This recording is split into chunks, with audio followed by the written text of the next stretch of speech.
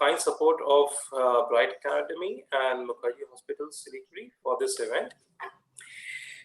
Ladies and gentlemen, like all the sectors, the education sectors have received a setback due to the pandemic menace. It is understood the primitive and the traditional mode of education won't be a common phenomenon. Out-of-box thinking and use of digital platform are the new ingredient of the smart education. Teaching process demands a change which can be adaptable knowledge and understood. In North Bengal, education institutions have already restored a new method of teaching, a new era of securing future. Today, at this webinar, we shall highlight various theories and exchange views on topic of e-learning, student psychology, development of teachers, future of education, etc. With this, I end here and look forward to hear and thoughts of the eminent speaker present here. And thank you.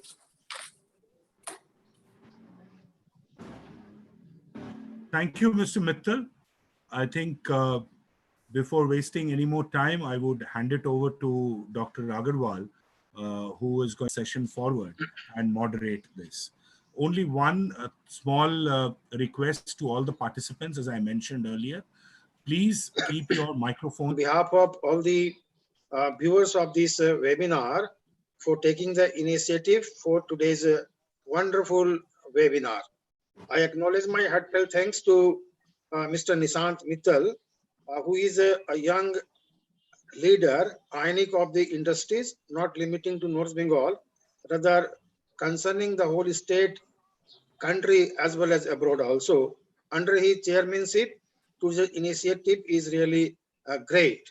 At the same time, I acknowledge the presence of Mr. Bodhisattva Mukherjee, who is the additional director of ICC Kolkata, and we have with us today Mr. Ratish Nair, is regional head Mumbai West Zone. He is connected with us from Mumbai. And at last but not the least, Mr. Sumit Das Gupta is in charge of ICC North Bengal chapter. He has been working very hard for last 1 week in order to connect all of us time and again, mail and enlightening various issues pertaining to this. So today, at first, I would like to invite Mr. Waichung Bhutia, and he doesn't require any such formal introduction. We are all aware Mr. Bhutia is a pride of the nation. He is the Arjuna and Padma Shri awardee, former Indian footballer and torch bearer of Indian international football era. I directly invite Mr. Waichung Bhutia and asking or requesting him to deliberate his thought process pertaining to extracurricular activity strategies post-COVID. Over to Mr. Waichung Bhutia, sir. Good morning. Thank you very much for having me here in this wonderful panelist. I think, in fact, I'm here to more listen rather than to speak, because you've got some of the best people from education background speaking about education, and me being a young parent as well, I'm looking forward to listening to it. In fact, it's about education in North Bengal. And we've always, I think, North Bengal, has always been, including Darjeeling, Kalimpong, Korsang. I think it's always been an educational hub. But I think little problems in the hills. A lot of, I think, education institute did, had a big setback. And now we can see that, education in Siliguri is really booming. So for me, again, looking at from a young parent's point of view, I think it's very important that today, when you look at education, we're looking at holistic. I think for me, the most important factor does come in as whether the education school, wherever my kids are going to go, does the school have good curricular activities? Does it have sporting facilities, which is very, very important for me? So, I think we've seen through this COVID, whatever has happened, we've seen that today the virus is affecting the entire world. And health wise, if you look into it, I think people from WHO to all the government of India health department makes it very, very clear. Apart from anything else, if you stay healthy, if your immune system is strong, you can combat it. So I think it's very important now for us post COVID, any educational institute, we need to make sure that sports is given a top priority. And let's not forget as well, I think today India is one of the youngest country in the world. And I was just looking at some of the stats. In fact, we've got, I think, 70% of our population, which is below age of 30, I think. And imagine my kids who are just 10 years old, and when they grow up after 15, 20 years, when they reach 20, 30s, look at the competitions. You'll have, I think, 80% of people who are just young fighting for jobs. And I think that's the reason why we need kids to be mentally strong. You need to have your own personal ideas. We should not focus only on kids to get into government jobs or getting into being doctors, engineers. I personally, with my kids, obviously we would want to give them the best of education, but at the end of the day, I would want to see my kids doing something of their own. I don't mind if they're not doctors, engineers, or they're not IAS officers, but if they can come back at least, okay, for example, giving the best of education, coming back and looking after, we agriculture land, which we have in Sikkim, in my village, and can do something on that. So I think for me, sports plays a very, very important role because sports is also way of life. I think it teaches you how to deal with life. And tomorrow's life is going to be for kids who are mentally strong, physically fit, who are healthy, and are dealing with lives from the school days to be as a team. Because when you play, a sport like football, it teaches you to be a team person. It teaches you how to take the defeat as a team. When you win a match, it makes you to stay humble. So these are, I think, very, very important things. When you could become a successful doctor, engineer, or IS officer, but if you're not mentally strong, you're not working as a team, then I think your entire purpose of achieving through whatever you achieve, you've not been able to stay humble, or you've not been able to work as a team, or maybe sometimes when you don't achieve what you want to, and not mentally strong to come back and looking forward to it, then I think that's where entire thing could really collapse. So for me, I think my two daughters, I've got one son, two daughter. In fact, I've just got them admission into some schools in some school in Gurgaon. But one of the main reason, obviously, for me and their mother was to make sure that the school had good sports facilities. And in fact, one of my daughters are into gymnastics, so the school had that facilities of gymnastic in that. So we put them because of that. And I think from now on, I think North Bengal, and especially Siliguri, and now Darjeeling, Kalimpong, Kaohsiung, and Sikkim, including Sikkim, it's getting peaceful. So I think the education in the hills can revive again. And North Bengal is, I think, has got a huge potential, because I personally would want to see my kids going to schools in either Darjeeling or a Siliguri or in this area. But provided we also make sure that our kids get good sports facilities, and also just not facilities, also getting to compete. Because, once I put my kids into, my son starts playing football, obviously school has got that facilities, but school also should have that liberty and kind of support system for him to compete in a national or a state level, which is very, very important. And my footballing career happened by Okay, starting to play in school. that, So yeah, I thank you. feel that I feel that's where sports is going to come in a big way. For me, sports today, we need to teach it teaches obviously kids to achieve through their own hard work, transparency, and their talent. And it teaches you, it does not discriminate any caste, religion, or anything. It teaches you to be a team person. So I feel, schools here in North Bengal has got huge potentials, and I'm sure a lot of schools are working with, are getting sports facilities as well.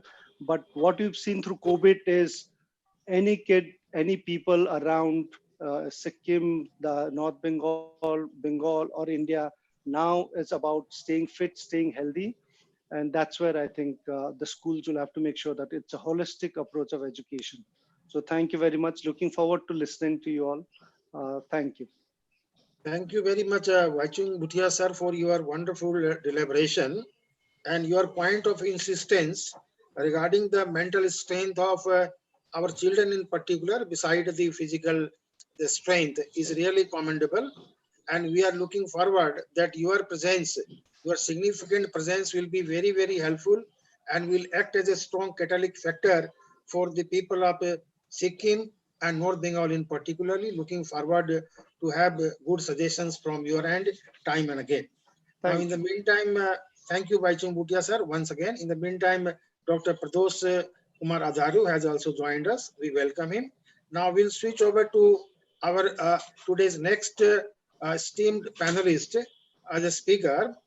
He is a Major General retired, Kanwar Vijay Singh Lalotra. And regarding him, he previously acted as the principal of Mayo College, acted as the chairman of Kendriya Vidyalaya, Rashtriya Military Schools as well. And by himself, he established Pine Wood School at Jammu and Kashmir near LOC.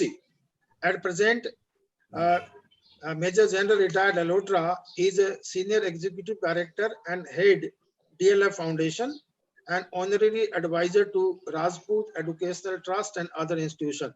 A man with such a wonderful and long experience in various fields, particularly in the educational fields, will be of great, importance for all the viewers to listen to him regarding his expertise and experience. So from Major General retired, I would like to start a deliberation with my question, the future school. How do you see the future school with a focus on the activity of 3 A's to learn, that is accept, adopt and analysis. Over to Major General retired Lalotra Sahib.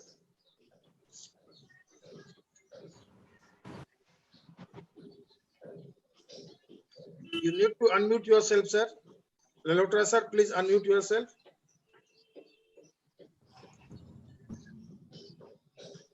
Lalotra sir, please unmute yourself. Yes, thank you. Thank you, Dr. Agarwal. Thank you for the kind words. I am deeply honored. I think Baichung has set the trend for today's talk. I'm so happy that you made him the first speaker on the show, because I think schools have missed out on what Baichung has said. I think it's over a period of time, schools have become institutions where only, you are taught subjects. So I think while the topic has been given to me, I think I'm going to, as I mentioned to Baichung before our meeting started, that he's actually got the heart of what education for life is all about being strong, being tough, not looking at government jobs. So I think I second and I go by what Baichung has said. And I may now just, before I start, say a big thank you to teachers in India and in particularly to North Bengal, who didn't blink an eye actually and did not wait for government orders. They didn't wait for a stimulus. And when parents didn't even pay school fees, on which the entire livelihood of teachers, support staff and the school is dependent, they continued with their vigor to meet the challenges of the Wuhan virus. And they have actually adapted and continued to teach online, and they have actually become gurus in students' homes. Since it's a fashion to call everyone who does things seriously with passion a warrior, I would say my compliments to and gratitude to the digital warriors. Perhaps now it's a time for them to pause during the summer vacations. To what you have said is the third hour is to analyze as to what has happened and how effective they have been against all the Wuhan virus, school virus, I would call it. So before I take on, let me state a few facts which will affect the future schools. This is important for us to understand the 3 A's: accept, adapt, and analyze. So what are the facts? The facts are that just 37 years ago, on 3rd April 1973, just 37 years ago, Motorola made the first mobile call. It lasted only for 30 minutes before dying out. The cost of the mobile phone that time was $4,000, which is over 3 lakhs. Of course, the next few facts will be of deeper interest and you will come to some conclusions. Since we're talking about North Bengal, so 25 years ago, after 20 years of the Motorola's first call, there was history in the making in Bengal. Mr. Jyoti Basu, the then Honorable Chief Minister, made the first mobile call in India 25 years ago, from Writers Building in Calcutta to the Union Telecom Minister, Mr. Sukram, in Sanchar Bhavan, New Delhi. So just 25 years ago, something which we talk about digital, smart, through the way of a smartphone came in. And during the last 10 years, around 80% of India's population has empowered itself by possessing a family mobile phone. The wife uses it, the father uses it, the children use it. They didn't go sequentially. They skipped the fixed line phone age and went straight to the mobile phone. I'll be talking a little, giving you some more details on that. But closer, during the last 4 years, ever since Mukesh Ambani rolled out the Reliance Jio in September 2016, India has leapfrogged from a lowly 155th position in mobile broadband penetration in the world to become the largest mobile data consuming nation in just 1 year. In just 6 months, Jio's launch data consumption in India went from 20 crore GB to 120 crore GB per month and has been multiplying ever since then. So, ladies and gentlemen, the best has yet to come. The government has now promised broadband access through fiber optic cable in all villages to 2022 as its launch on a very ambitious national broadband mission. Now, all this is going to really affect, and it's going to affect North Bengal immensely. So what is the digital scenario in India? Today, we have a population of 1300 million, that's 1300 millions. And you won't believe it, that 813 million, that is 65% of the population as on date, is having mobile phones. Of that, this population will go up to about 90% by 2021. That's another year's time. We'll have 90% of India's population connected by a mobile phone. That means India has realized that even students will have a mobile phone. What is the current situation of the smartphone? Smartphones didn't come long time back, but today we have 425 million people connected. That means 50% of the smartphone users have discarded their old phone and switched to smartphones. And by 2022, the forecast is 850 million users will be using smartphones. Another factor which will go in to determine what the future schools would be, the school student population. This is very important. And therefore, we need to know what is the target that we are looking for. I don't have the statistics for North Bengal, but I was trying to find out that what is the population, student population of Bengal, and you'll be able to then interpolate. So I have the population of Bengal in India. We have a student population of 28 million students in Bengal. And that's the size of Australia's entire population. So when we are looking at it, normally in these seminars and webinars, we tend to look at schools where our children go. But I think as responsible people, we're going to see all the children, 28 million students, the size of Australia is present, which has to be educated well. And what Baichung said, not only educated, made strong, and they are not looking for government jobs. India has a population of 360 million students. That's the size of USA's population. Quality and equity in school education is a monumental and a daunting task. Once I say these things, this is what you will now understand, that what will be the future schools like. There will be very few future schools which will come up the way future schools will come up. But it's going to take another 15, 20 years for the balance of the schools to become futuristic. India will have to press it on a war footing. And regions like North Bengal, which are some of the best day schools and residential schools, I have no doubt in saying that the hill stations of India had some of the best stations. Siliguri and beyond had Kalimpong, Siliguri, and I've served there. I've been in Sikkim, GOC. The best institutions were there. The government must recognize that they are blessed with some of the best old institutions, best teachers. Every teacher that I met from North Bengal is a huge talent, is a national resource, and they're part of a sunrise sector.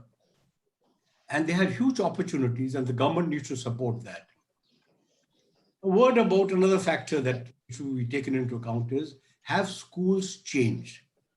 So what I would like to tell all of you, the schools between 5000 BC to 19th century BC, I'm now talking about the Gurukul of the Indus Valley and the Vedic time, where, teachers like Dronacharya taught, or the Edubus of Mesopotamia and Sumeria, where boys were sent to these temples of learning to read and write, or the Lyceums of Greece, which again, Baichung mentioned about, a gymnasium, because some of the schools there are called gymnasiums, because schools where Socrates, Plato, and Aristotle taught, they made great kings and emperors like Alexander. And so did Dronacharya. They didn't only teach subjects, but they taught them martial art, they taught them sports, they taught them music. And this remained for a very, very long time. Most of the teaching there was outdoors. They didn't require huge campuses. They sat under trees and taught them. They were schools. And then the big reform came in, and that's called the Persian education reform. This reform was very swift. It came actually somewhere around the 18th century. But in the 19th century, after the Prussians lost in the Napoleonic War, there was a great impetus given to this. This remains one of the most important steps. This is the first time when actually someone thought of a classroom, 40 to a size, 30 to a size, 30 minutes period, 40 minutes period, and everyone in Europe was inspired by it, and it followed. But did the rapid changes come about there? And what would we be looking at? The rapid changes have only come about in the last 20 years, and I want my panelists to give a little hearing to that. So India and the world were actually having the writing slates till the 11th century. In the 11th century, we were still writing on the slates. Between the 11th century and 1801, you can imagine for 700 years, people just wrote. That means the teacher had to walk up to a student and see how he was writing and what he was doing. And only what could be written on the slate could be written. Till in 1801, at the old high school in Edinburgh, Scotland, the first modern blackboard came up when he hung a large slate piece on a wall. And that was the start of a blackboard. Thank you, sir. I would like to stop you here. We are already 10 minutes time is over. So we will be coming back again in the second round of discussion. We absolutely agree with the deliberation of Major General Sir. He has rightly pointed out the education trend in future is going to be a blended one, where there will be amalgamation of face-to-face teaching and online teaching. In order to ensure the quality of the online teaching, we are looking forward that the better internet connectivity prevails throughout the country. And we are living in a country where 9 lakhs schools are existing in rural areas, whereas there are 6 lakhs of schools in urban areas. So the interconnectivity has to be faster and has to have the cost effectiveness. And we absolutely agree with Major General's the point of view. Now we'll be back to him again in the second round of discussion. And we will switch over to our today's third esteemed panelist. And he is Dr. Ranadhir Chakrabarti. He is the professor of Department of Biotechnology, North Bengal University. Sir did his PhD from Calcutta University and is the recipient of silver medalist in his post-graduation and also the recipient of Post Institute Junior Research Fellowship Award. Now, before we switch over to the Professor Chakrabarti, the point for deliberation for him is now educational policies and strategies post-COVID. So what educational policies and strategies need to be adopted by all, particularly in the post-COVID? Now we are with the post-COVID. Now we are with the COVID, talking about the post-COVID. And again, we will be with the COVID. And during that time, what should be the policy and strategy to be adopted by all the institutions, whether they are the private or the government? Great effort by ICC in bringing this issue for the first time in the public forum. You being the pioneer in North Bengal, thanks to the organizer. And I'm privileged to be one of the speakers. Welcome and namaskar to all participants and delegates. You see, the pandemic has significantly disrupted the education sector, including the higher education sector as well. And for the time being, it shattered the centuries-old chalk and talk talking this methodology. The bigger concern is, however, on everybody's mind is the effect of the disease on employment rate. Unemployment shot up from 8.4% in the mid-March to 23% in the early April. So a multi-pronged strategy is necessary. Number one, immediate measures are essential to ensure the continuity of learning in schools and universities of North Bengal. Number two, inclusive learning solutions, especially for the most vulnerable and marginalized. This needs to be developed. Number three, the strategies are required to prepare the higher education sector for evolving this demand-supply trend across the globe, particularly those related to the global mobility of the students and faculty, and improving the quality of and demand for higher studies in India. In this time of crisis, a well-rounded and effective educational practice is what is needed for the capacity building of young minds. Now the question is, will e-learning in the long term fulfill all the claims that are made for it and be recognized as a successful education innovation? The variety of possible instruction designs for viable e-learning exercises is great. The variety of tools and technologies that may be used to implement these designs is also great. So multiplying these factors, the number of different e-learning systems that could be invented and implemented is very great. However, all this implies that the number of possible reasons for e-learning system to malfunction or fail is therefore very, very great. In the new e-learning environment, the roles of the teachers and students will change, but in a different way.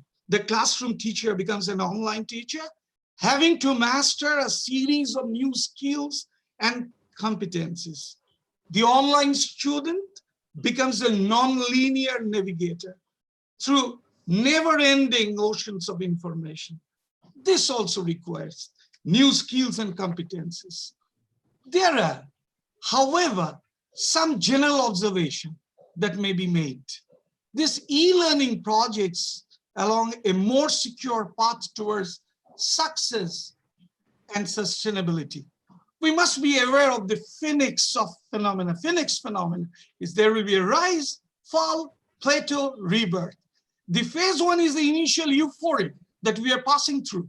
The flight of phoenix up in the sky, much higher than is wise, driven by the enthusiasm of the early adopters and fueled by the funding and support from a variety of stakeholders who have been led to expect certain benefits in return. The phase two is to tumble back to earth as the projects fail to deliver promised benefits and the stakeholders, they withdraw their support. And the phase three is slow and careful rebirth of this phoenix from its ashes. The technical experts will learn from the mistakes, and the world is not quite as predictable and well ordered as they thought. So failure in e-learning can occur in 3 interlocking levels: the product level, the learner level, or at the organization level. At the product level, it is due to poor course design, chunks of theories and facts with very little real-life application, poor e-classroom design, which can crash, the chat room can crash, ugly interface, ill-performing technology, slow instructor or mentor response times. These are at the product level. And at the learner level, which is a very internal context, right? This is a lack of time, low interest in the subject matter, low motivation for learning, poor self-skill study, poor time scale management. And at the organization level, it is a failure to provide quality learning environment. That is, the blanket mandate of e-learning has a new thing, removal of other methods. So sometimes, praxis, which is meant by, the accepted practice or custom, it precedes research. One of the maxims, that is the general truth, a successful project is just 20% technique and 80% tactics. Term techniques is to be understood as all that you can learn from the books and courses, and tactics are what you learn from the University of Life. So the factors that most strongly impact the ultimate success or failures of an e-learning project are little related to the technologies used and the technicalities of designing courses for these technologies. They have much more to do with the broader and more general factors that impact the success or failure of any innovation in the control of human activity system. So e-learning failed to rise to the high expectation of education and technology enthusiastic long back when it started, for example, the Brandon. So another set of critics, they define this e-learning proponents as techno-positivists, the promoter of compulsive enthusiasm about e-learning that has been created. But there will be new trend in the post-COVID. And this is the last, I will take few minutes, just 1 or 2 minutes. What are these trends? Fewer kids will go back to school when school reopens. Fewer kids will go out of town. Fewer kids will go overseas to study.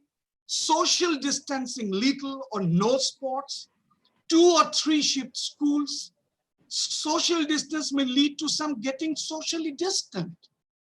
There will be Matthew effect. Now let me just tell you what is Matthew effect. That means those who are most able to benefit from this introduction of technologies, that is children with educated parents, good teachers, living in prosperous communities, are indeed the ones who actually benefit the most. So you need to anticipate and mitigate this. 1 laptop and 1 mouse for a per child. Generation Z, okay, in our colleges and universities today is the generation that has grown up and into a truly globalized and connected world.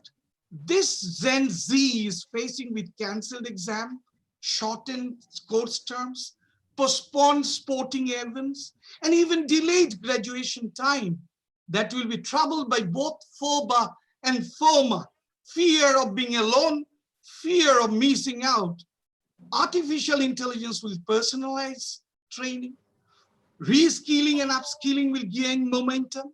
Artificial intelligence and cloud computing will enable massive open online courses. Examination and grading system will undergo a change. There will be an augmented reality, will make visualization, annotations, and storytelling better. It will allow one to bring an object or concept into reality, and that is otherwise imagined or inaccessible. Will all this happen in education? Tomorrow will be a new dawn. With these words, I finish my first part of what I wanted to say. Thank you very much, Dr. Chakravarti, for such a wonderful deliberation. It was so very comprehensive, that too in a nutshell. You have touched almost all the possible, angles in order to decide the future course of strategies and other things. We absolutely agree with you that there we need to shift from rote learning to the competency-based learning, sir. Excellent, sir. We need to do that. At the same time, sir, threshold concept, that is the core concept, must be focused on instead of a peripheral concept, sir. These are your wonderful ideas and must be taken a note by all the educational institution. I do absolutely agree to that. And your another point of lack of time, sir, that is the time restraint, and where we need to go absolutely by the core concepts and instead of peripheral. Thank you very much for wonderful elaboration. Now we will be switching over to our next esteemed panelist, who is Dr. Pradosh Kumar Adharyu. He is the director of Siliguri Institute of Technology Group of Colleges. He is himself is BE Gold Medalist, MTech, and PhD. So he is one of the veteran educationists. We welcome you, sir. And the sir's point of deliberation will be teaching for entrepreneurship. Over to Dr. Pradosh Kumar Adharyu, sir.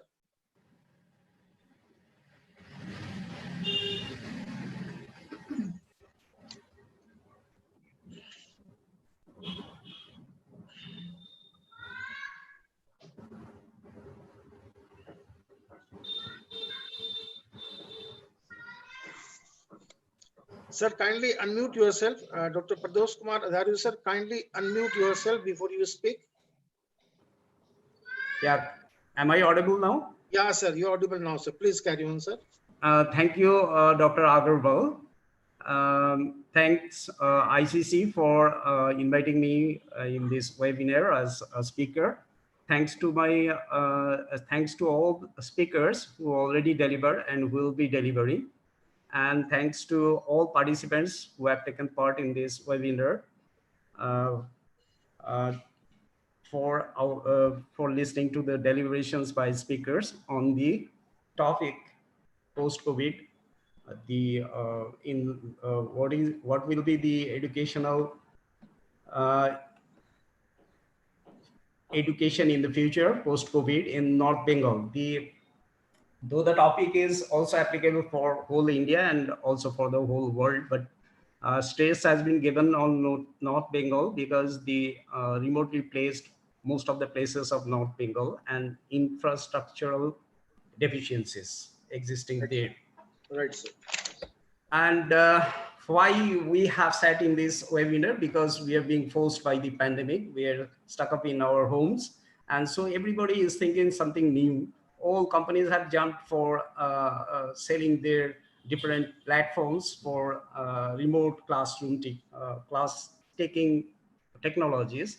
Since we have been taking the classes remotely from home, most of our teachers, and we have faced the problems, what is happening here.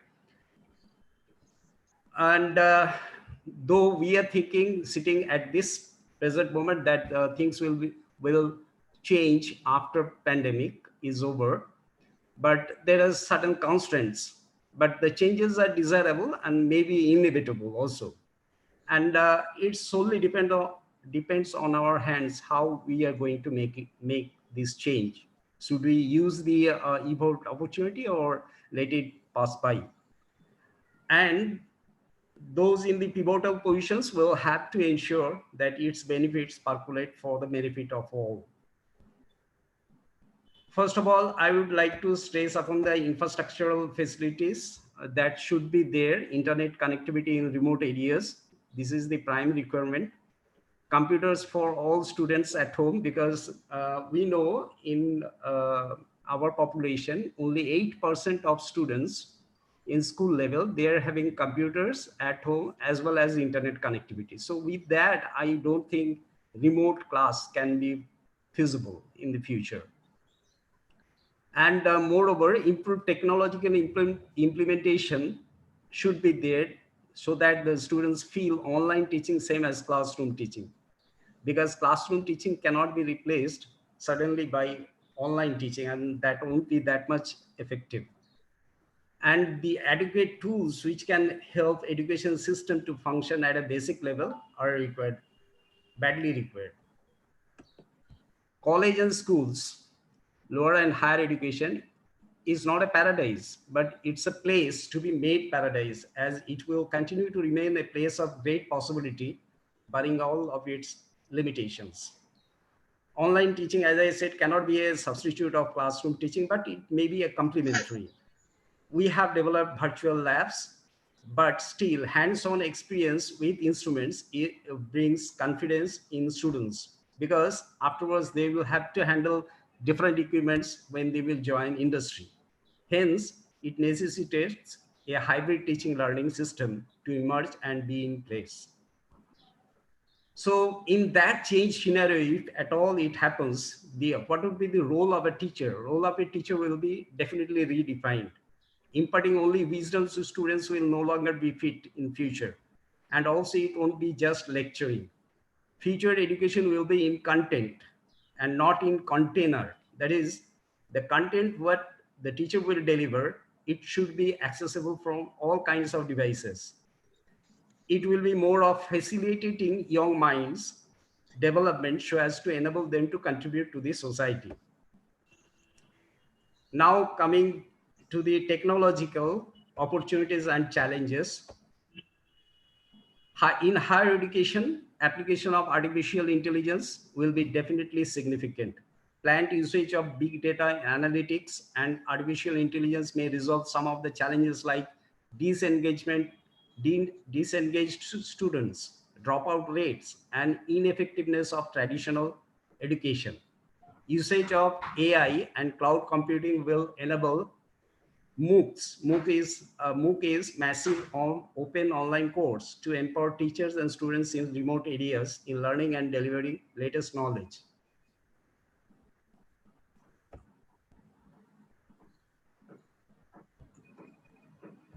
Then the usage of artificial intelligence and machine learning to assess students' quality and deficiencies, to make students encouraged and motivated, holistic methodologies to be adopted using AI and ML.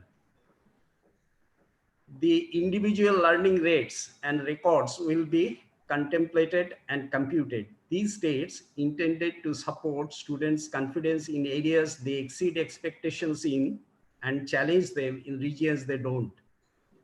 So change in examination system and grading system is there. Paper setting, evaluation, mark sheet making, assessment of performance of each student by teachers will be easy using artificial intelligence. Hence, role and discretion of the examiner will be reduced due to usage of AI in examination and scoring system. Chatbots, a computer program that holds conversations through a chat room being enabled by AI, will provide personalized help and guidance to students. This will create a huge amount of data regarding the concern of students and area of their interest, which may be collected and later on analyzed to create innovative new services and programs to further improve students' educational experience. Then the another technological usage may be there, that is called augmented reality. What is that? We have heard the term virtual reality. Virtual reality is the method by which a person gets perception about the reality based on certain virtual information. And augmented reality is the method of combining the components of digital world, that is those supplied by the computer program, and the immersive sensations created by computer programs so as to make a person's perception about an object as natural one. With AR, augmented reality, user is provided with additional computer generated information that enhances their perception of reality. So virtual reality is being augmented to a person to have a view about the real object.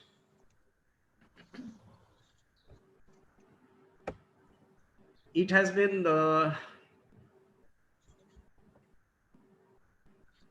Hapstick is one such virtual touch feedback which helps blind and visually impaired people to experience any 3D objects by touching, so that which generates a series of touch vibration to the fingertips, palms, and hands, by which they can visualize or feel the real 3D image. So these are the things, technological advancements we need to have, we need to take advantage of. And what are the disadvantage? Digital dependency will make a skill like handwriting, drawing by hand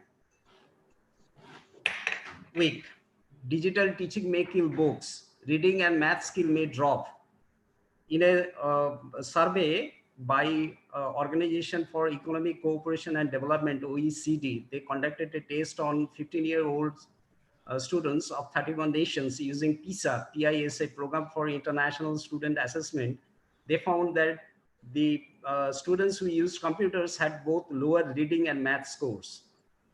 And this trend made their nation to have lower rank in educational achievements. Similar results were realized in 2019 which was done by Reboot Foundation. So what are the things to be addressed? Unlearn whatever we have learned so far and relearn the same thing in a new perspective. Mapping learning outcomes of the online instruction, assessment of student satisfaction, convenience of instructor, cost of delivery, improvisation of in-class pedagogy, student capacity to organize and express dissent, building courage among students, and like this. Now coming to the point which has been assigned to me, the teaching for entrepreneurs. Dr. Pradosh Adurya sir, we will be taking up the main issue of discussion in the second round because there is a time restraint. Okay, sir. Okay. So wonderful presentation, and we absolutely agree with you, sir. We need to redefine the rubrics of assessment. And my point is this: not only the rubrics, we need to redefine education as a whole in the post-COVID scenario, sir. Thank you for a wonderful deliberation. We'll be taking up the main issue, sir, for which you are requested in the second round, if possible. Okay. Now we will be switching over to our next esteemed panelist, Mr. Sukanta Ghosh. He is one of the senior principals, now principal in charge of DPS Siliguri, associated with the Siliguri Professional Development, already served GD Birla, DPS Raipur, and St. Joseph School Darjeeling prior to DPS Siliguri. I will request our esteemed panelists kindly to limit their talk time within 5 to 6 minutes, so that if we get any time after this, we'll be going to the second round of our discussion, where some of the questions already sent by our viewers in the chat box will be taken. Over to Mr. Sukanta Ghosh. Good afternoon. I'm really honored and privileged to be a part of this program conducted by ICC. I thank you all. Now, my topic that was given to me was innovation in e-learning. Now, when we are talking about e-learning, we have to understand one basic thing, that we need everyone to participate, in this e-learning process. It is not only the students, not only the teachers. Now, the parents has also a very active role to play. Now, this pandemic has pushed us in such a situation that we are forced, to switch to e-learning. Now, we are not prepared. Now, this is a transition time that we are switching from one system to other system. And it is definitely very painful for all of us. Painful for the students, painful for the teachers. And moreover, I see the parents are not ready to accept this e-learning, at this point of time. Now, since we are talking about innovation in e-learning, the first and foremost thing, 3 points that I need to mention here, that there are few innovations, that we need to make as far as infrastructure related innovations, and one, related to the content and execution. Now, we have to understand there is a great digital divide, between, the students who can access the digital device and who cannot access. And there are rural students in rural areas and urban areas. And there are affluent students from affluent families and from poor families. And we are not talking about the students, those who are studying in, the premier institutions like us. Now, first innovation that the government should make, that they have to make this thing user friendly, means that internet facilities should reach to each and every student.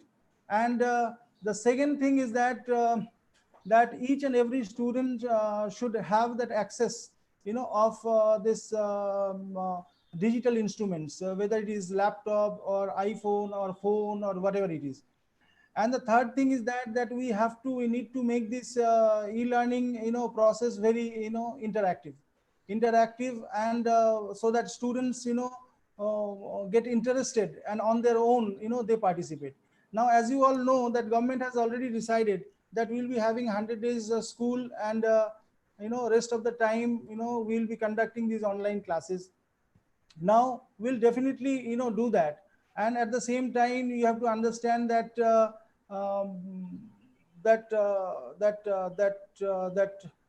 this lockdown has been lifted, and the parents will be going to their workplaces, and no one will be there to monitor the students.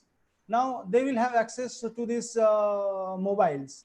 Now self discipline is very important at this point of time, because students will be there with their mobiles, and they need to be self disciplined, and really focus on their studies, rather getting involved in checking the other sides, right? That is very, very important.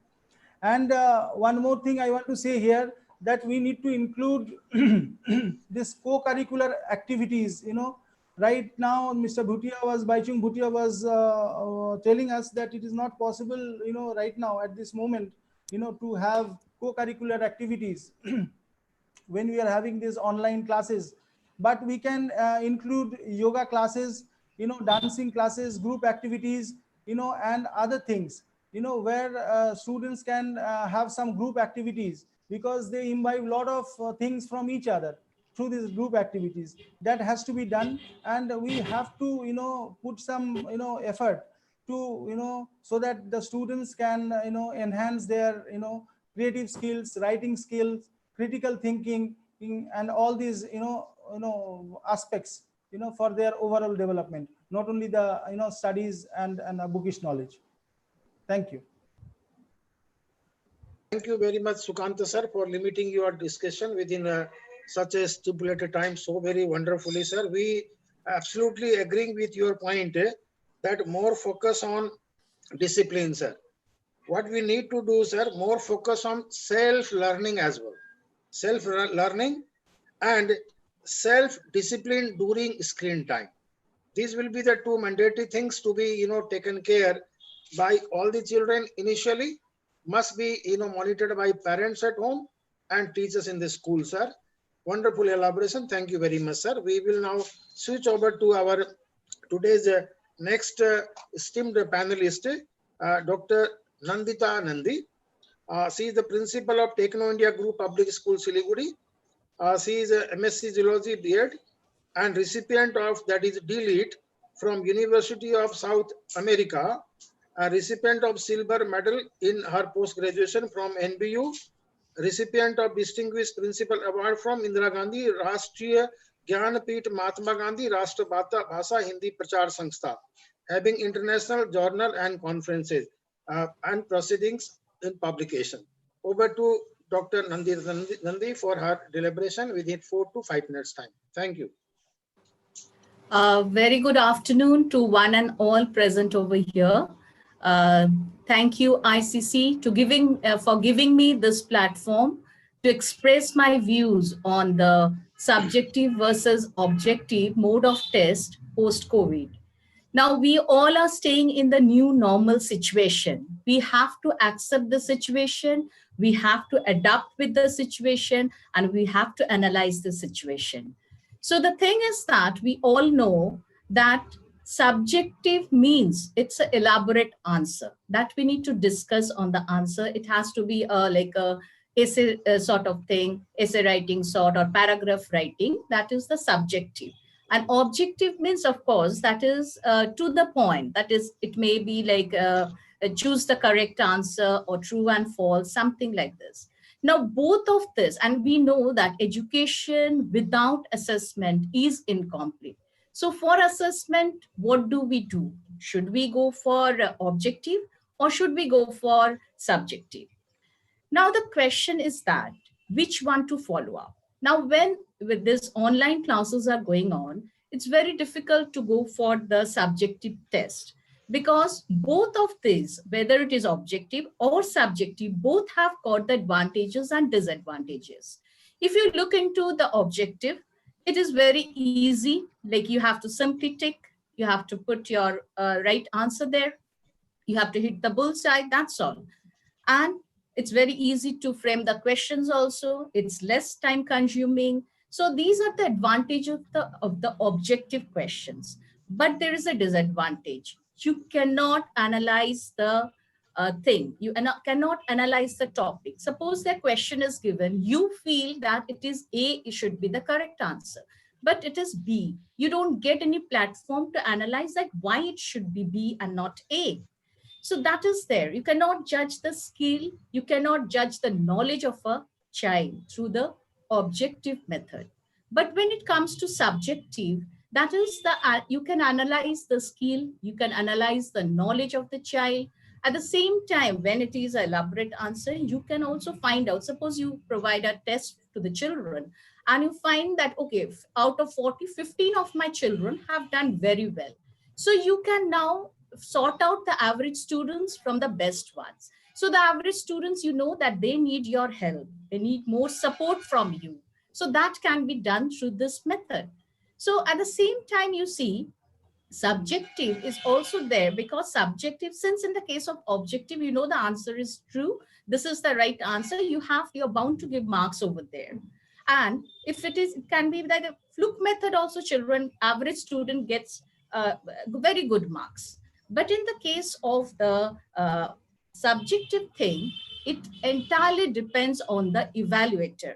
Whether I may think that, yes, this child has written very well, I'm going to give full marks. But another examiner, the evaluator thinks, no, this is an average one, I will give him less marks. So this point to be noted that we have got this objective and subjective. Another very important thing is that when you go for the objective, you cannot judge the writing skill of the child. You can take, for example, the present scenario. Children are using the SMS languages and the WhatsApp language. Suppose Geeta and Sita is going to the market. They will write simply N. Geeta, N, Sita. They will not write A and D because they know that is the language. They don't even know that I have to use A and D. And if it is U, they will never write Y or U. They will simply write the alphabetical U. So these are the things children are missing out. In the present scenario, while correcting the copies as teachers, we find all these SMS languages there. So I think we cannot exclude any. We have to include both the objective as well as the subjective while assessing the child, assessing any child. So both the things are required. We cannot stick to any one. So we have to go for both of this to be balanced. Thank you, sir. Thank you very much for limiting your deliberation. You are absolutely correct. We need both Geeta and Sita. Isn't it? We need both descriptive and objective, absolutely true. And let us see how the efforts will be put in order to redefine the rubrics of the assessment, which is going to be one of the big challenges. Now, seeing the positive time, switch over to our today's next panelist, Madam Nandita Guru. She is the principal of Global Endeavor School, Siliguri.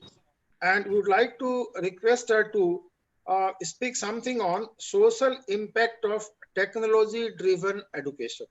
Social impact of technology-driven education. Over to Madam Nandita Guru. Namaste, good morning to everyone. Thank Namaste. you, ICC, for organizing this webinar and for inviting me to be a panelist. Technology means the use of facilities, machines, resources like artificial intelligence, internet, online classes, virtual classrooms in the teaching learning process and its effect on the well-being of everybody involved in this educational system, like students, teachers, parents, industry, and society at large. Like any other technological invention, this also has positive effect and negative effect. And we need to harness the positive effects to the best that we can and learn to mitigate and lessen the harmful effects of this. The positives are many. It is estimated that by 2030, our young generation will be employed in fields that we haven't even heard of. How do we prepare them for that? This is where technology enters and leads to development of employable individuals. Online learning creates interactive. It's interactive and leads to direct communication between the teachers and the students. There are many students who cannot ask questions or answer questions in class due to peer pressure, the fear of ridicule. And with the use of technology, they can have one-to-one communication with the teachers, clarify their doubts, and ask questions which they would otherwise be afraid to ask. There will be an increase in literacy numbers. People who are physically challenged, visually challenged, working class people can learn to enhance their skills, take online courses, sitting in the comfort of their homes at their own time, in their own space, and at their own pace. That is how technology will impact future education. There is easy access to information. At the touch of the button, you can learn about anything that you always wanted to. The COVID-19 lockdown has taught us the importance of technology. And it has taught us that children sitting at home and even adults sitting at home can learn whatever they have ever wanted to. Because at the touch of the button, the information is there for all to see.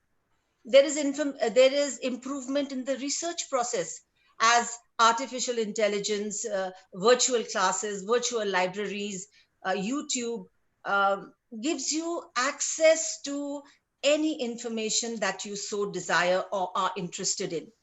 There is globalization. The COVID-19 again has taught us that learning has no boundaries, and we have learned to overcome geographical boundaries. Also, there are many universities in India and abroad that are offering online courses, certificates in any subject that you so choose. And our children will have access to that sitting at home. But along with that, there are also the negatives. There is a digital divide between the people who have access to technological resources and those who don't have. And this divide is just going to get more and more prominent as we move on. There will be increase in cyberbullying. We have seen how cyberbullying is a reality in many schools, colleges, and even in workplaces. So that is one aspect which is also very worrisome. Insensitivity to humane feelings. We have seen over here how the younger generation are more interested in shooting photographs and posting it on social media instead of actually helping anybody in trouble. Declining writing skills, as somebody else has also mentioned. Before that, we had Professor Nandi, and we also had Professor Ranathir, who spoke about it, that declining writing skills, as we use more and more of technology, we will see that the usage of correct grammar and writing skills will decline. Online frauds will increase. Dependency and addiction to internet and your smartphones, video games is going to grow. Another worrying factor is that learning is an open platform and the internet is an open platform. So children who have the technological resources will be visiting sites that are not suitable for their age. And that is something that will need to be monitored. We Thank have you to very- remember that thank you. technology-driven education is a reality, is here to stay, and we need to prepare ourselves to make it as efficient, holistic, and engaging as we can. We have to change and change fast if we are to be effective. Thank you. Thank you very much, Madam Gurung, for a wonderful deliberation. There is a time paucity, so for that I seek for the apology. We'll switch over to our last but not the least, the very, very important and esteemed panelist who is a counselor. So we expect from her the comment given by the other panelists also. As she is the consultant counselor, she is none other than Madam Smarnika Tripathi. She is a consultant clinical rehabilitation psychologist and school counselor attached with Columbia Asia Hospital and Bellevue Clinic at Kolkata, as well New Town School. She is a postgraduate in applied psychology beside a postgraduate diploma in rehabilitation and psychology from Osmania University. Madam will be throwing some light on teacher development for quality education. When we say teacher development, it is more focusing and pertaining to the teachers training, in fact. So Madam would like to enlighten all of us regarding teachers training for quality education. Over to Madam Tripathi. Thank you, Dr. Agarwal, and thank you to ICC for giving me this platform. Before I start talking about the teachers' development, let us talk about whom are we talking about. We are talking about kids, we are talking about students, the learners. And here I have to focus on the mental health. Why? Because we are particularly addressing a crowd who are curious. They would love to know new things. They believe in experimenting. They would venture out new things, new possibility. They do not know the negatives or the negative outcomes of what may happen next.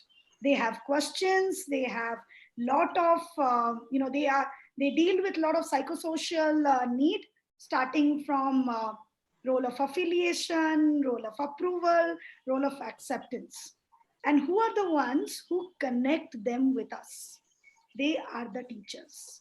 Because time and again, it is the world of education who has helped us understanding a student, understanding a child with best of their possibility.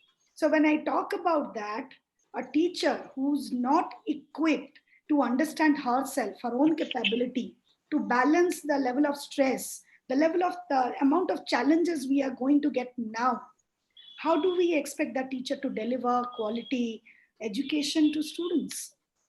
It's very important we first understand what they are supposed to do. I think the first thing which we should all focus when we are talking about teachers training program is developing trust and developing connection. Because at this point of time, we are not only anxious panelists, we are anxious parents.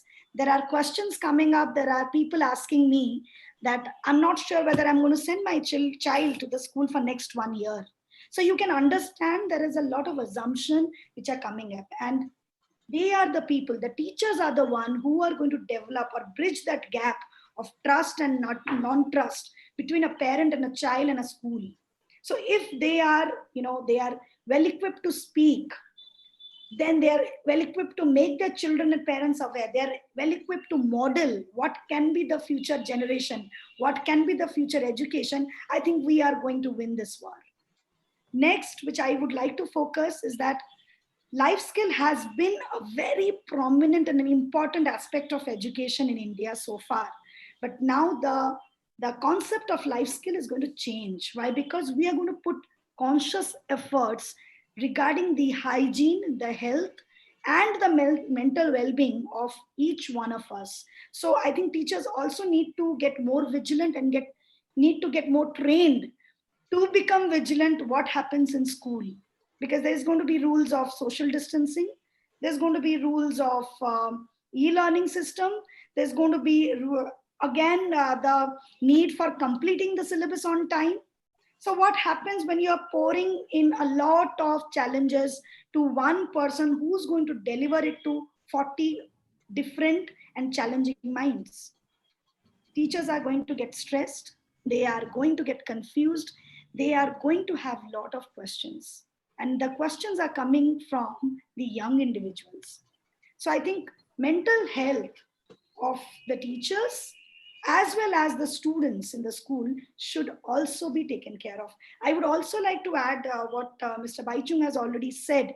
There is a wonderful connection between what physical health and mental health is all about. If your students are allowed to play outside, there's a lot of venting out is happening. They are energetic, they are able to understand their multiple intelligence capacity. So that is one thing we also have to focus on. Things which our students are going to miss. They are going to miss, they are already missing the teachers, the physical contact. We may not forget that.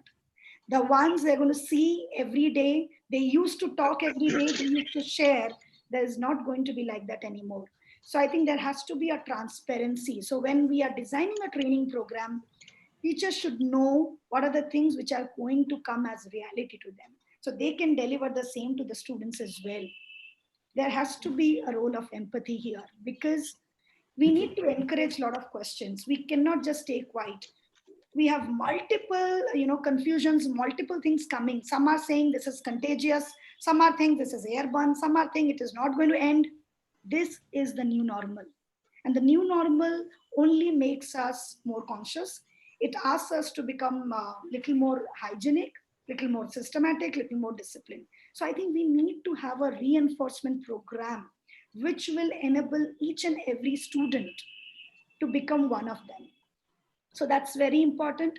When we are combining the e-learning system and the classroom educational system, like I was hearing that many schools are also preparing for 30% attendance and shift-wise training or teaching a learning program for schools, I think the teachers also have to get trained on the availability and flexibility. Not everyone is equipped with the technological challenges. There are many schools, many students who do not have an internet connection at their place.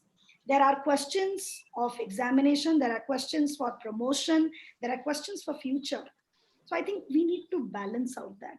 So that can only happen when a teacher is aware and teacher has all the answers. Because not only it is them who are delivering, it is also the ones who are getting the questions from the other end. So they should be able to take care of that.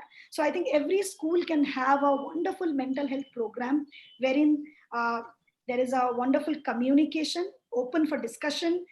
There are concerns of stress, anxiety, and questions which can be addressed well.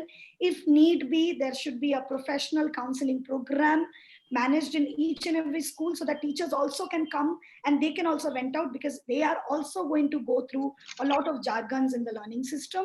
At the same time, there has to be a transparency. We need to make our children aware that this is what is going to happen. Awareness is always better before we go for any precaution. So when they know, they have their answers for them. The preparedness of a teacher and a student at this point of time is very important. So I think mental health plays a very important role. All those words coming, not everybody is psychologically equipped to understand what happens to them. But I think once it is a part of the learning system, you get more familiar, and familiarity actually helps us go away from fear and anxiety. So I think we have to become more familiar. We have to become transparent. We have to learn to deliver. Each one of the teachers should become a role model to ease out the level of stress a student may go through, the complications a student may go through, so that we can have a better education system post-COVID in the new normal. Thank you so much. Thank you, Madam Tripathi, for such a wonderful and excellent deliberation.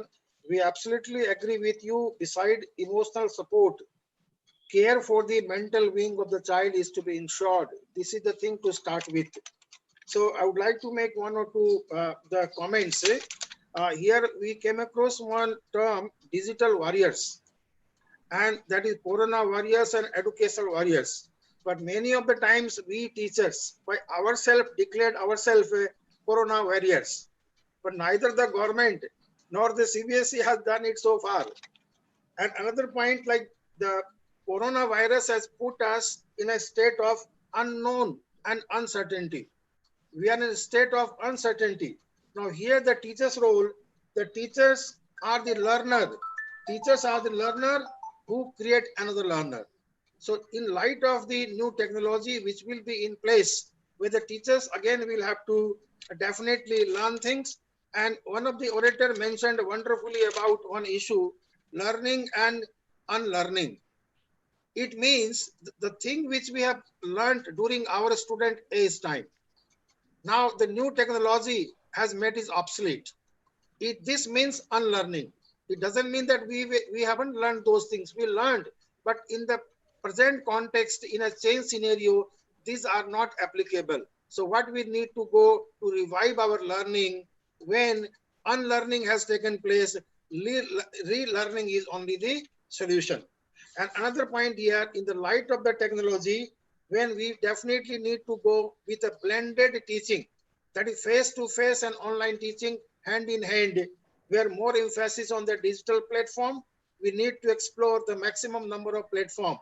The existing situation of our one student, many teacher will be changed. There'll be one student and many teachers, one Eklavya and many Dronacharya.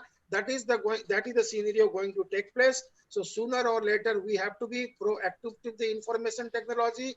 We have to adapt it. So there are three types of the people which will be finding in the future.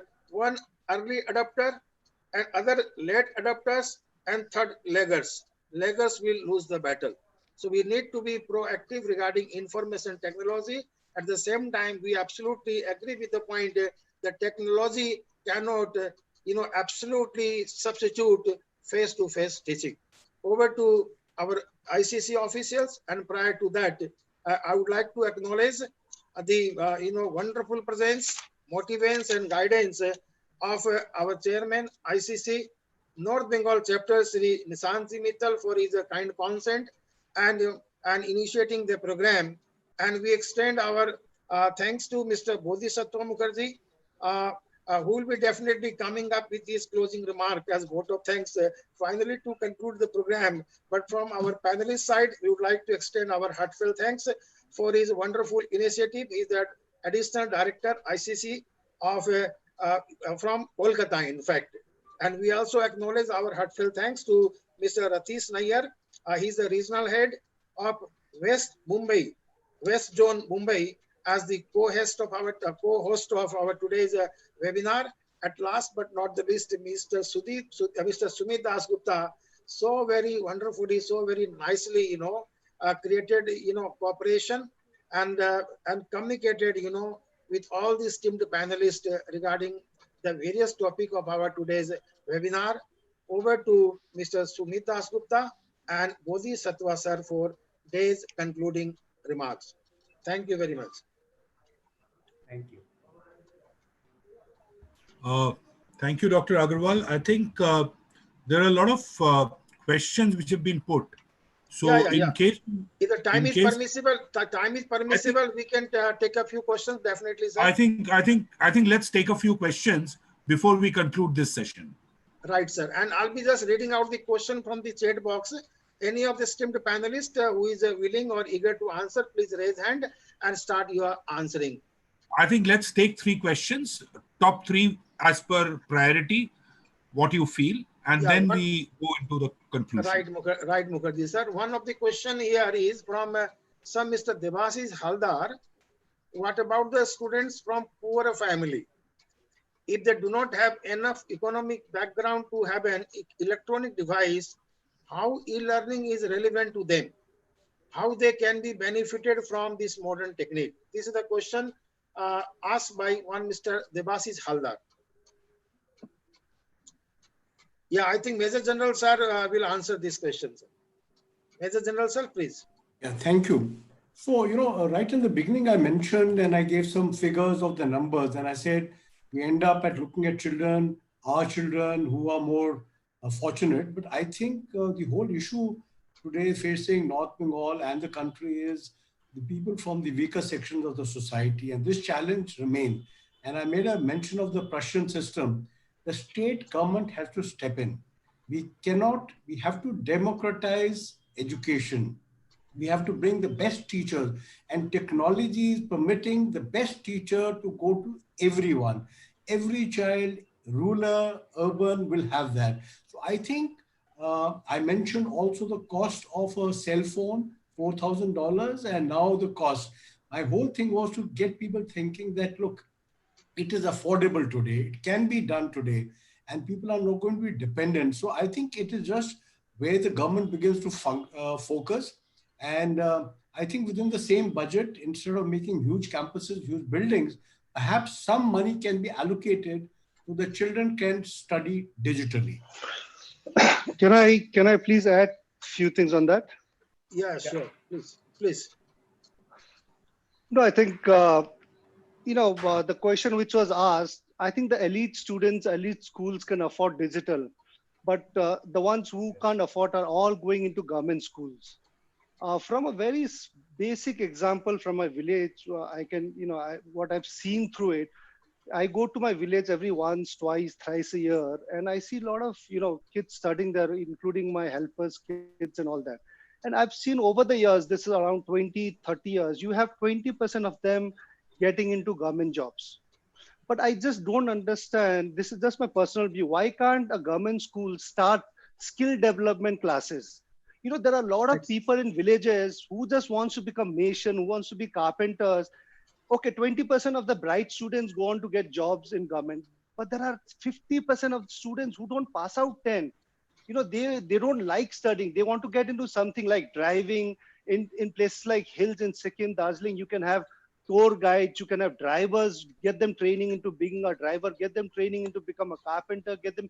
And these are where I think when your competition now for India with Indian population being so young, these guys, kids of today who are 10, 11 years old are going to have difficult, and especially kids from government schools would have very, very difficult time getting into, good government jobs. They're all looking to government jobs. So we need to help them is get into skill development now, because the migrant labor, especially if I'm talking of Sikkim, today, all the people working for us in my, people working for carpenters, mason, all are from, other states.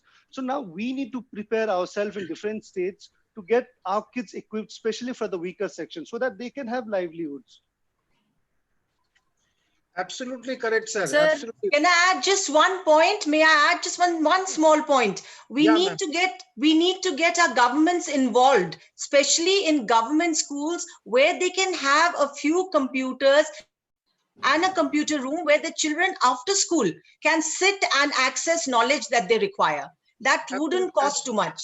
Absolutely correct, ma'am. And Sir, I'll add one more thing. Yeah, ma'am. Vaishnav Bhutia sir has rightly, striked or hit the point which our country need at most.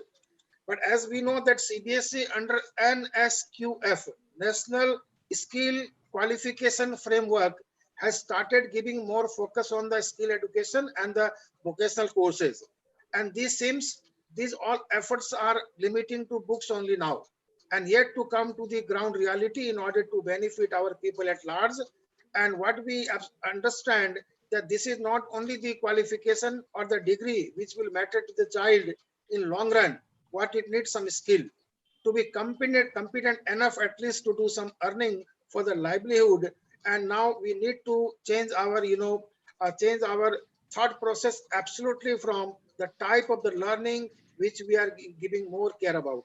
Yeah, Nandita Nandi ma'am wanted to add some point. There are Swayam Prabha channels through which also children can get educated. There are like more than 32 channels are there.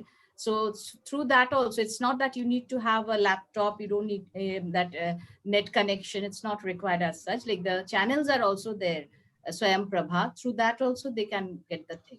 Ma'am, Channel Prabha, again the question comes here regarding the affordability of the costly devices and the lacking of the prevailing of the network facility with a good frequency across the country. And we know that there are larger number of the school existing in the rural areas where there is a very little feeble internet connectivity. And until and unless this work is achieved by our government agencies and to completely go to the digital platform from the existing platform seems to be practically very difficult. I think Sukanta Ghosh sir wanted to make one point. I'll be taking up another question from the chat box. I think state government and central government are taking different projects to help the students. They are giving cycles, they are giving loans, they are giving different things. I think they should, increase their, budget in the education sector, for the education, and make some, arrangement so that, the students can, get access to these, Sir, electronic devices. Although agree, but sir, there are other appropriate platforms, sir, to give intimation to the government concerned, whether state or central. Let us keep on doing our work with the best of the honesty, sincerity, and out of the infrastructure availability. And there are the other platforms, definitely they will be communicated to the concerned government, sir. Another question, I'll be taking up, I'm not getting in the chat box now, but the question was pertaining to, there was some person who asked this question. When we talk of transforming our mode of education from formal classroom teaching to the digital teaching, so how the government school would be able to cope up with these change patterns? One question was asked by somebody here. I'm not getting in the chatting box, but it was there. I just communicated the spirit of the question.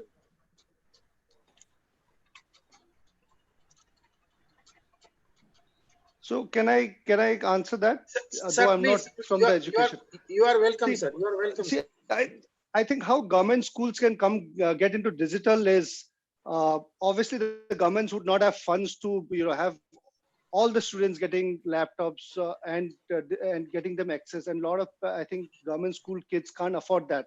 But you can have a section of classroom where government can invest just one classroom made digital classroom, and you have every school has got every period different periods in different things. So I think Right. if government can spend only say around 18-20 digital thing for a school, high school, and then you have classes for different 4, 5, 6, one session in that digital classroom, and that's how I think government schools and kids can start accessing it. But again here is the point is after they go on, we need to look at if there's 100 kids going into that classroom, I think entire 100 kids are not going to get into digital after their education. So a lot of them also would want to do work which is connected to the village. So I think we need to really see and give priority to kids also experimentally on the ground level to see that they want, if they are going into agriculture, get some agriculture farmer experts to advise how to plant cardamom, how to plant ginger. So those are also very important. Just focusing on digital itself also I feel is not going to be, it's not going to be helpful for especially kids from the lower section of the society. So I think we need to make them more equipped so that they can be self-reliant through their own skills, which is around in their own places, villages. Absolutely correct, sir. Absolutely very relevant and the valid points made by your good self, sir. And we hope for the best, sir. Asahi Jeevan hai. And we hope that people, those who are responsible for designing the policy of the country and the states, are also seriously discussing all these issues. And the right solution of these problems will come forward, where the people of our country, the children of our country, irrespective of the fact where they are studying, they are the citizens of our country. They are the future responsible citizen of our country, and they are the children of our society. Government will come up with the excellent roadmap in order to explore all the possible ways in order to have a paradigm shift from normal classroom scenario to partly digital classroom scenario. Mukherjee sir, can we take up a few more questions, sir? Please go ahead, please. Please go ahead.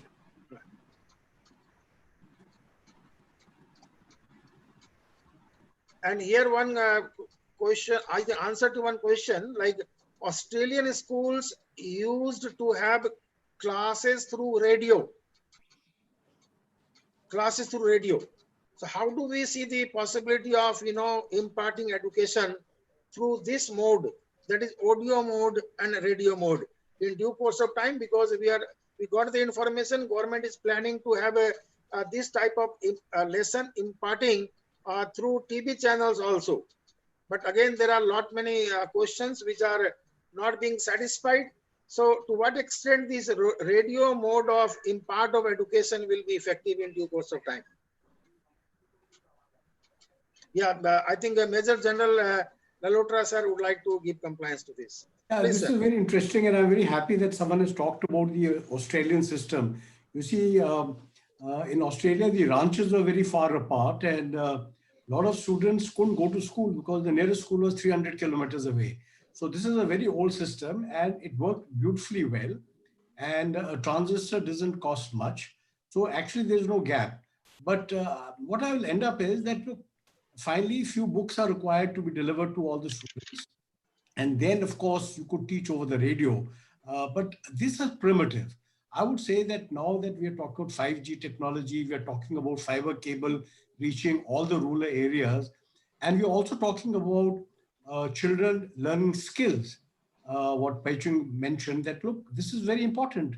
I'm also saying that what you call as a extra co-curricular activities, it's not extra co-curricular, that is part of the curriculum. That's very important part of the entire thing, of sports, games, hobbies, music, art, listening, speaking. So I don't think we should be looking at a retrograde step. The Australian system was beautiful. We've got to now go beyond it. And I personally feel is that the government cannot shy away by saying it's expensive. A tab today, a Samsung tab costs 10,000 rupees. Right, sir. For 3-4 years. So technically, you spent on a child 3,000 rupees. Now today, government is reimbursing about 14 to 15,000 rupees per annum EWS when a child goes to a government school. So imagine if you loaded a tab and gave him, he has a dictionary, he has a lab, he has a library, he has a workshop, he has everything, and he has the best teachers he can access. So it's just that the whole idea about this is to make people aware that please, and that's what I started by saying, mine was a survey of, look, 25 years ago, or whatever it is, Jyoti Basu spoke from West Bengal, first telephone call. We in Bengal must take the lead. And whatever you say, these are challenges of teachers that, digital learning. Who's saying that you need to be glued up? The lesson will not be a 40-minute lesson. The lesson will be a 10-minute lesson. And the child will learn at his own pace. And he'll learn what he wants to do. He may get promoted after he finishes the course after 6 months. He doesn't have to wait for a year. The whole system of education will change. Right, sir. Thank you for your compliance, sir. Thank you very much, sir. Now, me seems this digital platform is one part of the challenges ahead. And beside these, so many other challenges will also come ahead, which are also to be tackled, and especially pertaining to the transport of the children, and where the little kids below the age of 10 years will not be allowed to go to the schools. And another above that, actually now practical classes for senior secondary in particular, where there is a thought process regarding the virtual lab pattern also. And above all, what will be the mindset of the parents?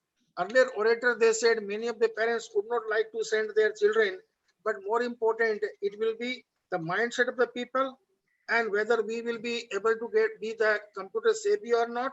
And most important, the government notifications.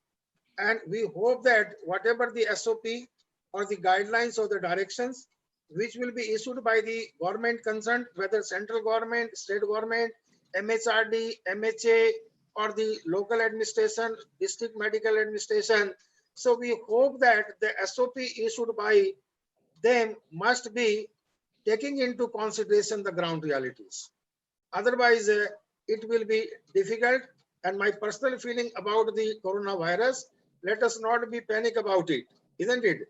And sometimes without understanding the fact, unnecessarily we are participating in spreading the rumors, isn't it? Somewhere I was reading one of the very good text and the article I came across, and where it was said in a family, if no one is corona positive, why the people should continuously repeatedly wash their hands and use the mask. So that was a positive outcome really. So we need to be with a positive mindset, and unnecessarily panic situation should not be created. And to me personally, it appears that we need to bring our child away from a state of stress and anxiety. That is the need of the hour, and academic losses can be compensated tomorrow. But the loss which will be incurred to the child regarding the mental health of the child cannot be made reversible. So we need to be very lenient. And regarding the online support, and whether it is fortunately or unfortunately, I do not know. And these are also criticized by many of our parents. Some are appreciating, others are not, isn't it? So here every coin has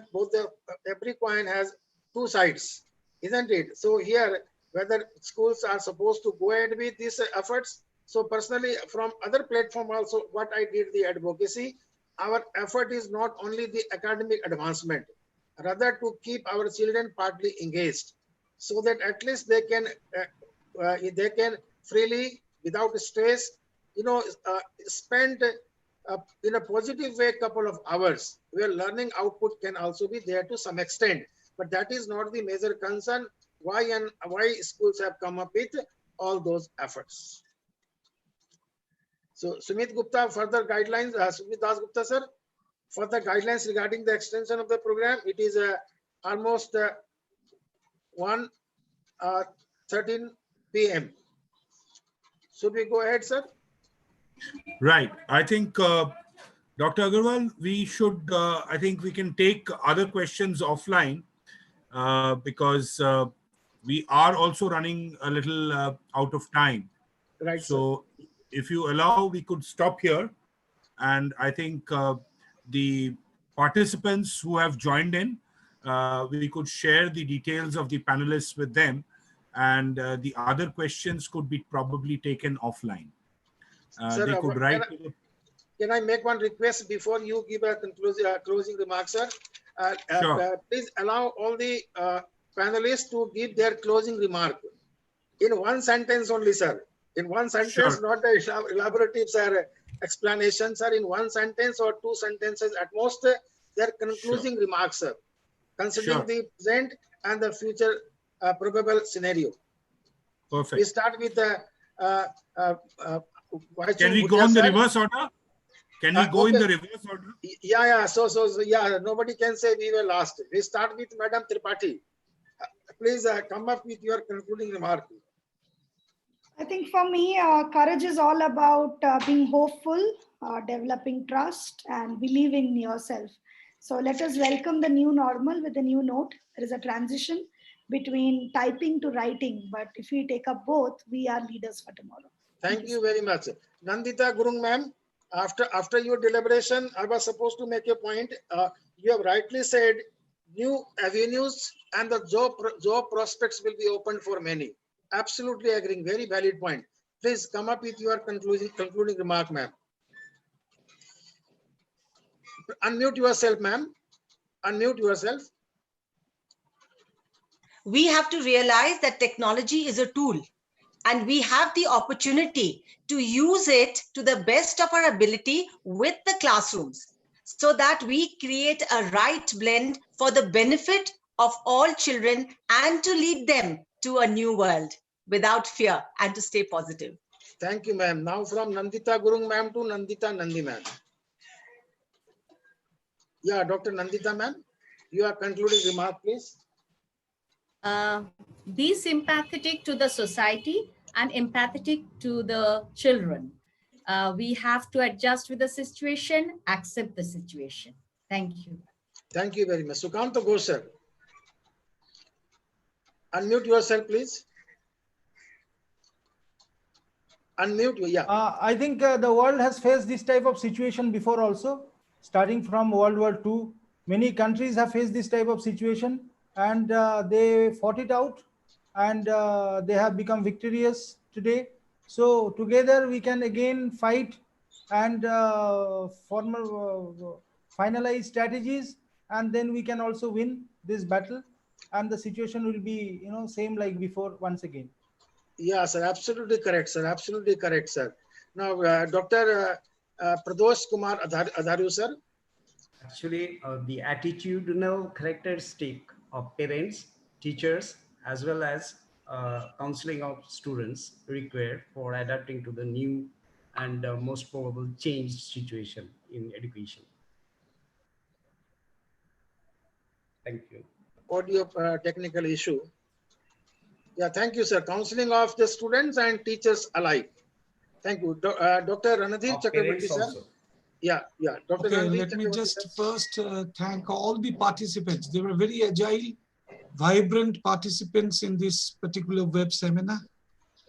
You see, as I talked about all the shocks, future shocks which never we have thought of, like interrupted learning, poor nutrition, closure for unknown duration, parents unprepared for distance and homeschooling, challenges creating to improve this distance learning, gaps in children care, high economic costs, unintended strain on healthcare, rise in dropout rates, increased exposure to violence and exploitation, social isolation.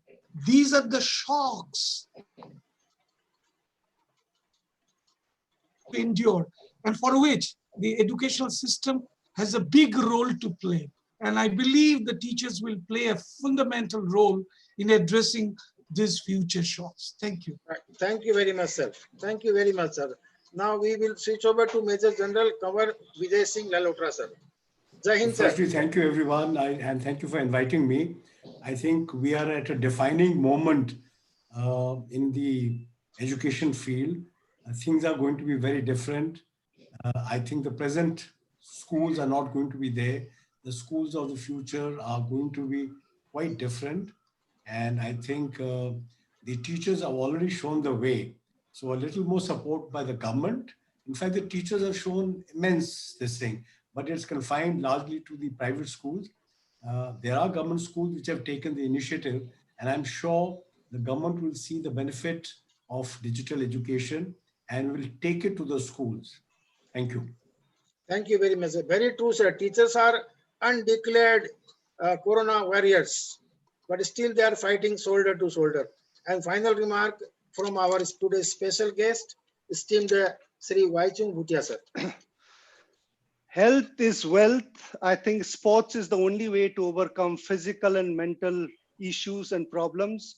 And we've seen, I think, sports and fitness can also overcome COVID-19. Thank you very much, sir. Thank you very much. Now it's 1:1, I think 19 p.m. There is a time restraint. So now I request the ICC officials, starting from Mr. Sumit Das Gupta, Ratish Nayyar, sir, Bodhisattva Mukherjee, sir, and today's our chairman ICC North Bengal chapter, Sri Nishant Mittalji, to do the remaining formalities from their wonderful ICC platform. Mr. Mittal, if you have anything to say before we conclude the session. Yeah. We expect, yes. Just like to add, thank you all, the key panelists, for your views. It's for sure that learning is a process and is a never-ending one, whether it is on offline or online. And now with this e-learning, is also for the teachers, for the students, for everyone. And it was a platform which we whether in the radio, whether it is in the business community, we have been using it. Now we're using it now in the daily life for teaching, and for kids, basically it's more fun because for them it's more screen time. So it's so we have to make it more fun together with the screen time as well as how they can learn it. And with this, it's the start of a journey. I can only say it. So that's my side. Thank you very much, Nishant Mittal, sir. Thank you very much, sir. Thank you, Mr. Mittal. Thank you, Dr. Agarwal, and thank you all the esteemed panelists.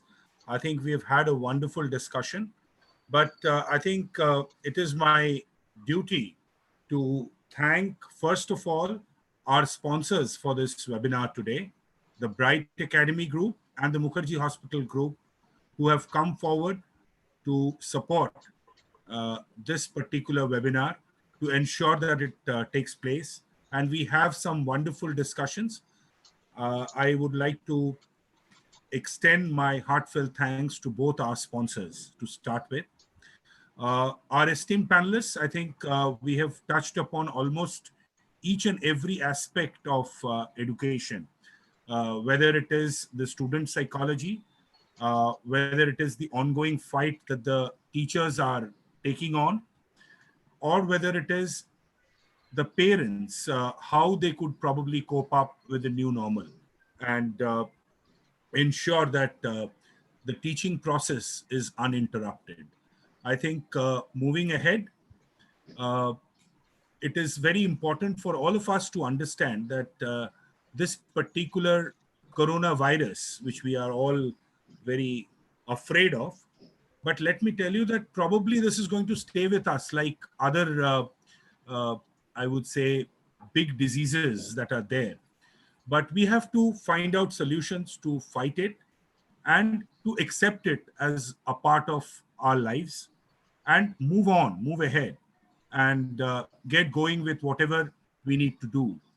So there have been questions which was posted, I think, in the chat box saying that I would not send my son or my child to the school for the next 1 year and things like that. I think we need to kind of tell them, or we need to kind of show them the fact that this is not something which is going to go away.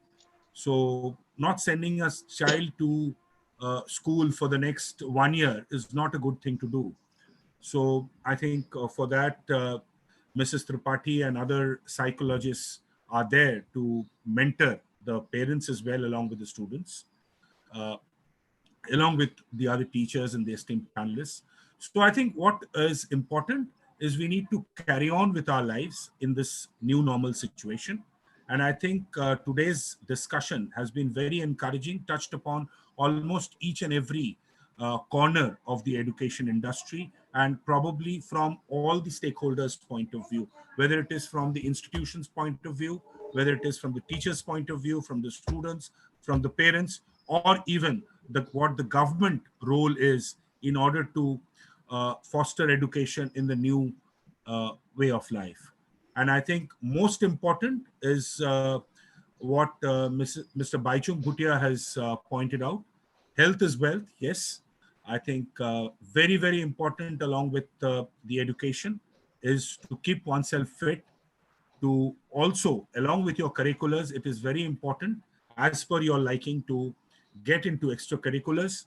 By extracurriculars, I mean fitness, whether it is any form of sports, whether it's gymnastics, football, cricket, one can choose his own.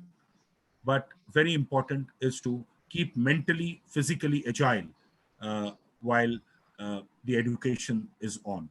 So I would like to thank each one of you for sparing your precious time and sharing with us and the entire delegates the future of education, not only in North Bengal, but in India and probably in the world in post-COVID scenario. Thank you once again for the wonderful deliberation.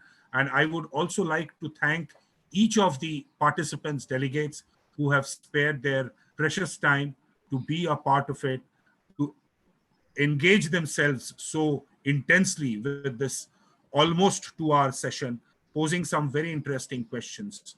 And I think we will have more such deliberations in the days to come. But for the time being, I think it's time we close this. And as I mentioned, that any participant has any question from any panelists, please feel free to contact Mr. Sumit Dasgupta of our ICC North Bengal chapter.